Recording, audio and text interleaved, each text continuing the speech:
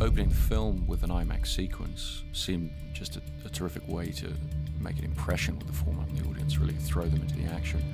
And when we came to shoot this prologue sequence, this bank heist, we'd never used the IMAX cameras before, we'd never used the technology before, so there were a lot of challenges. The first 6 minutes of the film are what Chris calls the prologue. Chris had decided early on he wanted to shoot this in IMAX, so we all got really petrified that the very first thing we were going to shoot in the movie was this huge bank heist sequence with the Joker in full makeup and on IMAX. On the top you can see 4 frames of 35mm, and of course it goes through the projector up and down.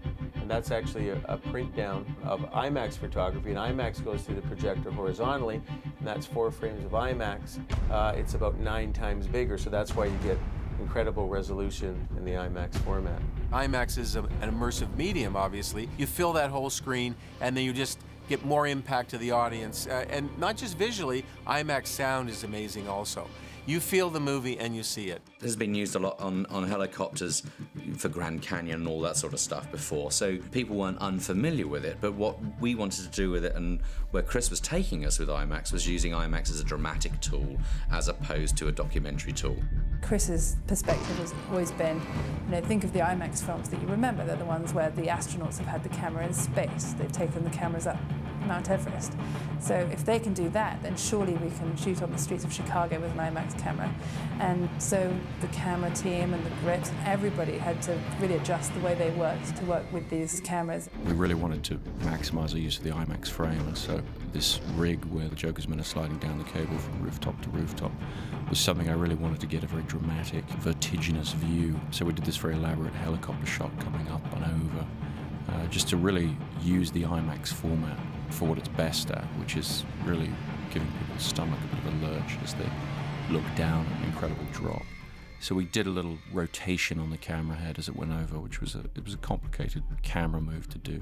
When you see those guys going across the death slide, that's 2 stunt guys doing that for real from 2 real buildings in Chicago. There's a whole lot of prep goes into something which looks so simple. It is just 2 guys sliding down a wire, but you have to get permission from the building to rip all the walls out so that you can attach wires to girders. So even for something simple like that, the prep's phenomenal. 3 of a kind, let's do this. No one knew it was going to be executed smoothly. No one knew whether you could shoot action sequences in IMAX. Because if you think about it, IMAX is generally a couple of penguins walking across a snowfield, or even NASCAR, but very long-held shots, with a camera on a fairly stable rig. You don't handhold IMAX, and we did in this. And the cinematographer will recover, I'm told. The week that we spent shooting the bank heist sequence, the prologue, was IMAX school for all of us. We all learned what we were getting into with those cameras.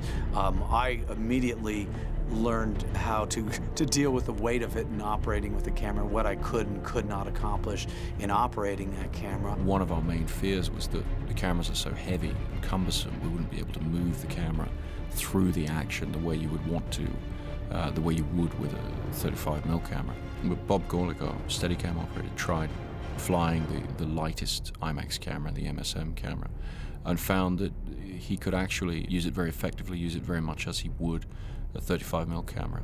It was a 5-day sequence, I think sometime after about the 2nd day of using the Steadicam intensively, the arm actually sheared off, it broke off the vest and dropped the camera. Luckily Bob was okay and the camera was okay. The film itself is extremely heavy, and then the camera around it is about 5 to 6 times the weight. With Steadicam, if you take the camera and just hold it out and put it on a scale, it might weigh 35 pounds, but when it's on a Steadicam, it's leveraged from your body. The weight increase is magnified.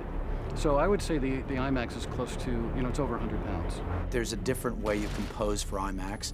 Because you're putting it on a screen that's 8 stories high, your vision doesn't naturally go to the top of the screen. So we kind of throw away a lot of what's in the top portion of the screen. Focus is much more critical.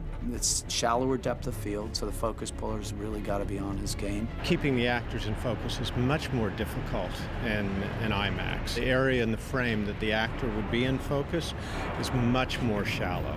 In a normal movie situation, if an actor is maybe 12 feet from the camera, you'll have an area that could be in focus of maybe 1 or 2 feet.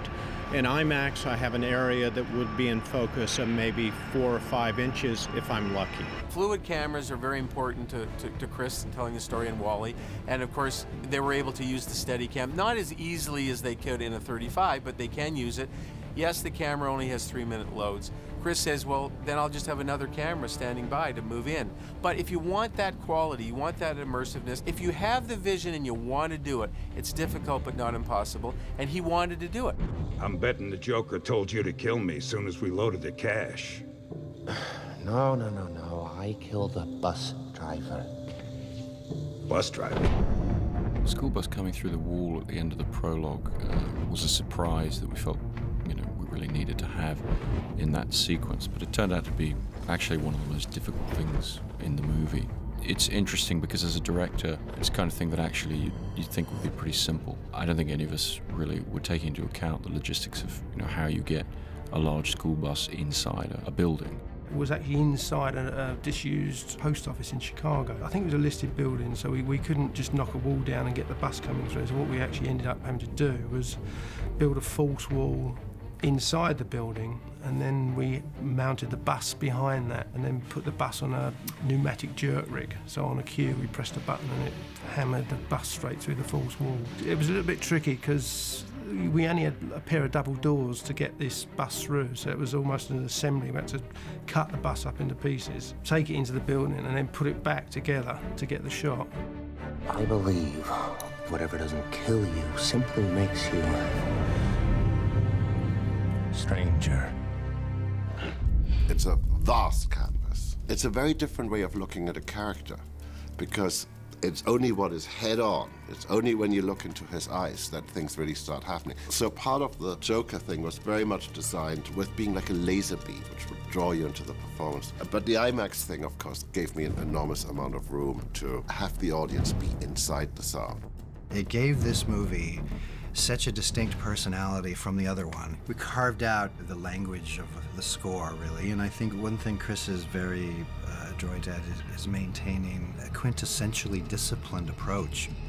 We, in some instances, used the footage with the IMAX cameras, and Gary Rizzo, the dialogue mixer, did a great job of filtering as much of that noise as he could out.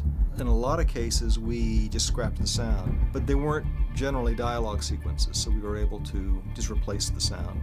There's only a couple of shots in there where we used live sound. The rest is ADR and Foley. It was a really, really boundary-breaking, revolutionary stuff, and it turned out very, very well, and inspired us as well to go on and increase our IMAX components. Once we saw that big opening shot of the helicopter, we realized all aerials really have to be IMAX because it has so much punch and works so well. From the get-go, we went to the studio, we all went and we said, look, this is something that we want to do. We really want to try it, and we think it'll have great value because as big an event as it's going to be, it's going to make it even a bigger event, and it does. It's fun doing things like that. It makes the filmmaking experience very fresh all the time, and it's really great to be part of that. I'm very pleased with the results of our IMAX photography. It's the world's highest resolution film format, and it creates an extraordinarily immersive image on the IMAX screen, which is a colossal, 8-story screen. It throws the audience right into the action in a way that no other film format could.